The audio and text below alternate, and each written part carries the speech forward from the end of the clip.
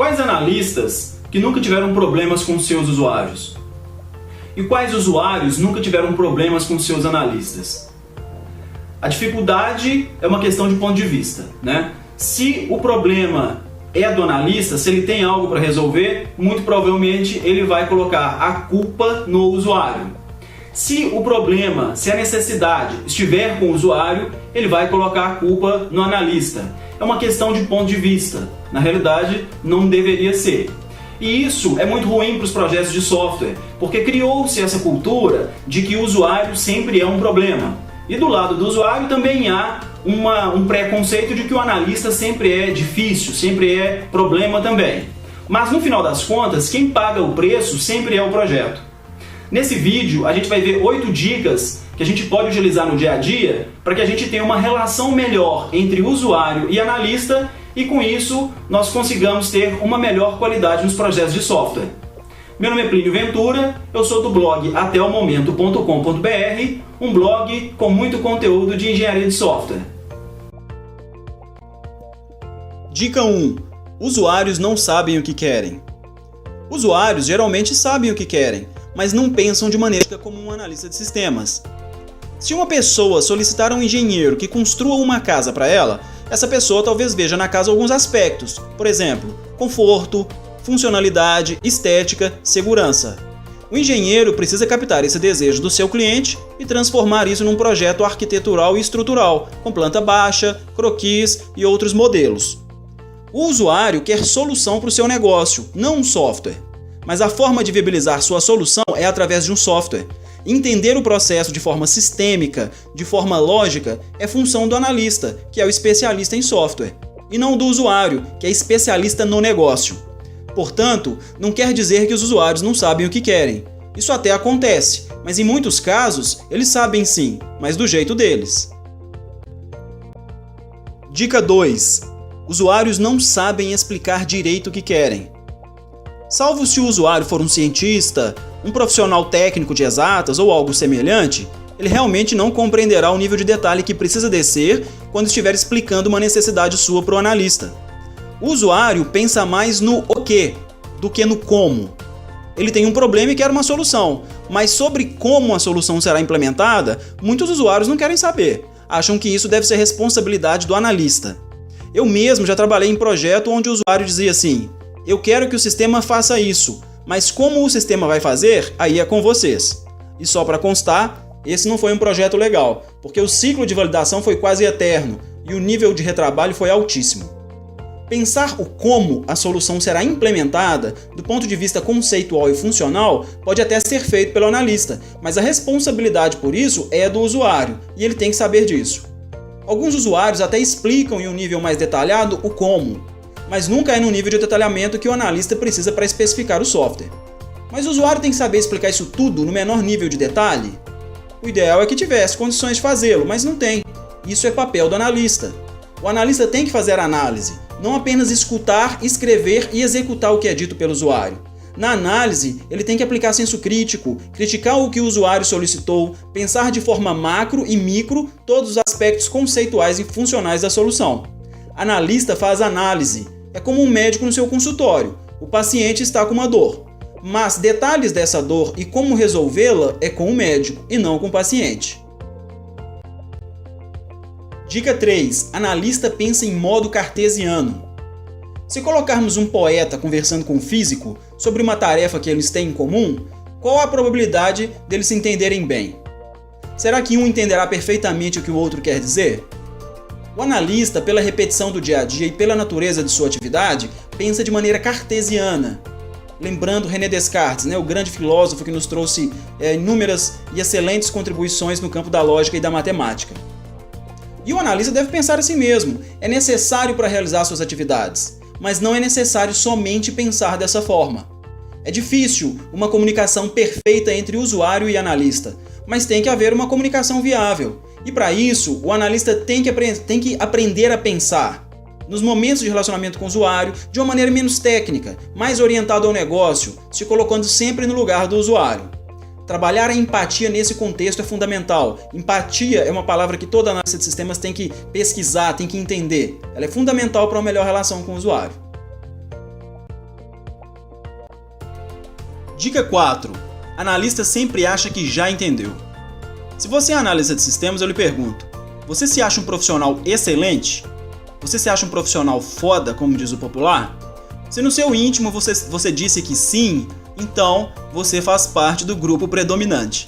Eu sou analista de sistemas e me considero um bom analista, mas antes eu me considerava um ótimo analista e demorou um pouco para eu entender que eu não era tão bom quanto eu pensava.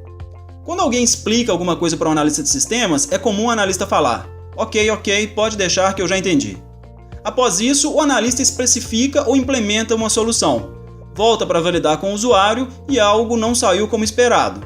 O fato é, o analista não entendeu direito o que era para fazer.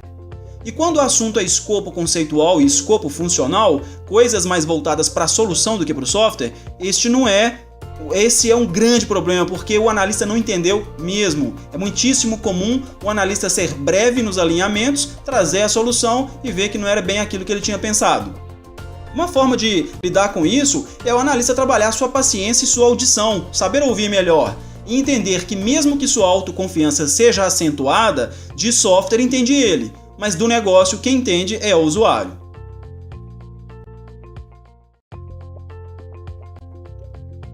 Dica 5.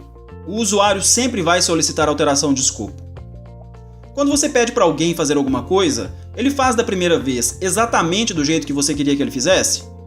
Eu aposto todas as minhas fichas que da primeira vez nunca fica do jeito que você queria. E o que você vai fazer? Vai solicitar mudanças. Tem um ditado que diz: quer que fique do seu jeito, então faça você mesmo. Mas na vida isso é inviável. Sem colaboração, as atividades empresariais são impossíveis de serem executadas. Mudanças sempre ocorrem quando o assunto é software e usuário, mas mudanças têm impacto. E muitas mudanças geram muito impacto. O usuário sempre vai querer alterar as coisas, não costuma ficar satisfeito de primeira. Isso é praticamente uma regra. E é fundamental tentar fazer o melhor na primeira vez quando algo está sendo produzido. Inclusive aqui no meu canal vocês podem ver um vídeo que eu falo sobre a importância de se fazer certo da primeira vez. E também é importantíssimo aculturar o usuário sobre os problemas que muitas alterações de escopo causam no projeto, pois às vezes ele não percebe isso. Quando eu me refiro a aculturar, significa criar uma cultura, dialogar com o usuário, explicar isso para ele, treiná-lo nesse sentido. E ainda, havendo a possibilidade, em projetos de software, sempre tentar usar conceitos como ágil e lean startup, onde as mudanças são melhor acordadas com os usuários e melhor gerenciadas pela equipe. Dica 6. Estabelecer fim para o ciclo de validação. Geralmente acontece o seguinte: o usuário vai validar alguma coisa que o analista fez e pede uma alteração. O analista realiza a alteração que foi solicitada e volta para revalidar com o usuário. O usuário pede nova alteração e assim continua enquanto for possível. É como vimos na dica anterior. Mas quando os recursos acabam, quando o prazo estoura, aí fica todo mundo apavorado. Acabam as alterações e o projeto vai do jeito que está. Estabelecer regras e deadlines para fim das validações é imperativo, senão a validação nunca termina e junto com ela as mudanças também são intermináveis, ficam intermináveis. Isso não significa fazer um trabalho mediano. Temos sempre que buscar a excelência, mas temos que ter bom senso, equilibrar as necessidades com as possibilidades. Frases como "o ótimo é inimigo do bom", na minha opinião, é coisa de quem não quer ter excelência. Essa frase seria mais adequada se fosse algo como "apenas fazer o bom se não for possível fazer o ótimo". Então, tem que ter fim para as coisas, senão as coisas nunca acabam. Dica 7. Documentar sempre detalhando ao máximo. Em relações comerciais normais, não existe acordo verbal. Infelizmente, hoje o que não está escrito não tem muita validade. Então, documentar o que foi acordado entre usuário e analista é premissa, deve ser regra. Não é uma questão de desconfiança, é uma boa prática que elimina uma série de problemas futuros. Quando não se documenta o escopo e os problemas aparecem, sempre fica aquele jogo de empurra-empurra, e isso é ruim para todos. Mas algo mal documentado pode ser pior do que algo não documentado. É melhor não se comprometer do que se comprometer com algo errado. Então, documentar é regra, e também é regra documentar com o maior nível de detalhe possível para se ter o alinhamento de expectativas adequado entre usuário e analista. Dica 8. Formalizar para valer de verdade. Um contrato bem redigido entendido por ambas as partes, mas sem estar assinado não tem validade, concorda? Se você já participou de projetos de software, quantas vezes você já viu algo do tipo: isso foi escrito em algum lugar, mas não sei onde que está o documento, mas à época foi feito e alguém aceitou que fosse feito assim. Isso é muito comum. Se formos procurar dentro das empresas, nos diretórios de rede, sistemas de GED e etc., nós vamos encontrar um monte de documentos contendo especificações, mas que estão perdidos. Ninguém lembra onde está, para que serve exatamente, etc. Por isso, formalizar é fundamental. A formalização, além de gerar um acordo legal, do ponto de vista de legislação, dá tranquilidade para o usuário e tranquilidade para o analista. Serve de linha de base para o que tem que ser feito e gera engajamento das partes, porque gera compromisso. É um acordo que está formalizado. E formalizar não significa que deve haver um rito burocrático para isso. Através de e-mail ou atas de reunião, por exemplo, é possível formalizar o que foi documentado e acordado entre o usuário e o analista. Bom, eu espero que esse vídeo tenha sido útil para você e possa contribuir de alguma forma na sua carreira profissional. Se você gostou, dá o seu like aqui embaixo e também acesse o nosso blog ateomomento.com.br, um blog com muito conteúdo de qualidade sobre engenharia de software.